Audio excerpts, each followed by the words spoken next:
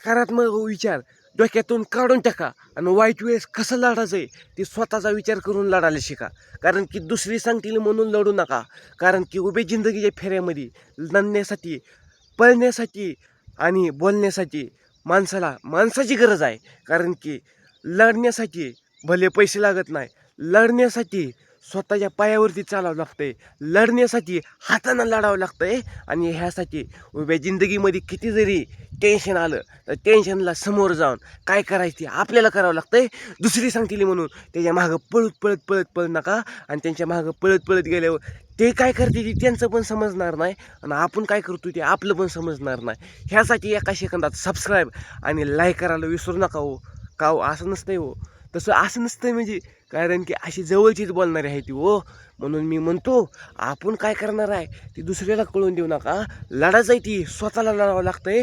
आणि वाईट वेळेस डोळ्यातून पाणी आलेलं स्वतःला डोळ्यातून पाणी पुसावं लागलंय. नाही कोण जवळचं आलं ना परका आलं. ह्यासाठी स्वतः वाईट वेळेतून पुढं जायची प्रयत्न केला. आणि वाईट वेळ होता म्हणून कुणी हाताला धरून म्हणलं नाही तुझा वाईट वेळातून कठीण वेळ काढतो आणि बाजूला घेतो. म्हणून मी म्हणतो कठीण वेळातून काढायचा झाला, संघर्ष करायचा झाला तर स्वतःच्या हिमतीवरती करा. दुसऱ्याच्या मागं पळत जाऊ नका. आणि ती काय करते ती त्यांना पण समजना आणि आपण काय करतो ते आपल्याला पण समजना. उभ्या जिंदगीमध्ये कठीण काळ येणार आहे आणि चांगला काळही येणार आहे.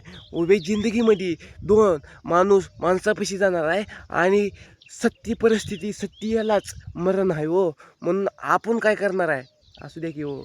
आपल्याला वाईट वेळ असल्यामुळं कोण सांभाळून घेणार आहे. हे आपल्या जवळची सांभाळून घेत नाहीत.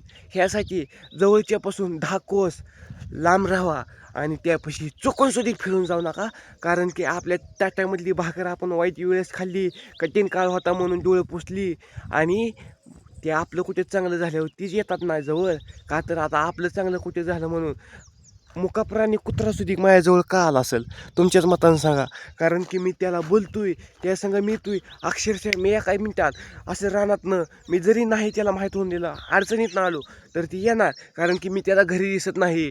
कारण की त्याला काय करायचं ती, कारण की जीव लावलेला कायम राहणार आहे. आणि कठीण काळात जरी मागं किती जरी संकट आलं ना धावतच येणार आहे. ह्यासाठी उभ्या जिंदगीच्या फेऱ्यामध्ये कधी खचून जाऊ नका.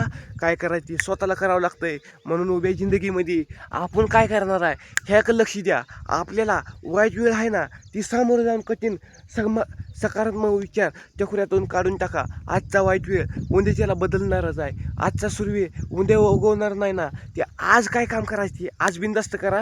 कुणाचा विचार गायराचा करू नका. कारण की मी जसं तुम्हाला बोलतोय एका शेंगदात कुणाचा भरोसा एका मिनिटाचा नाही.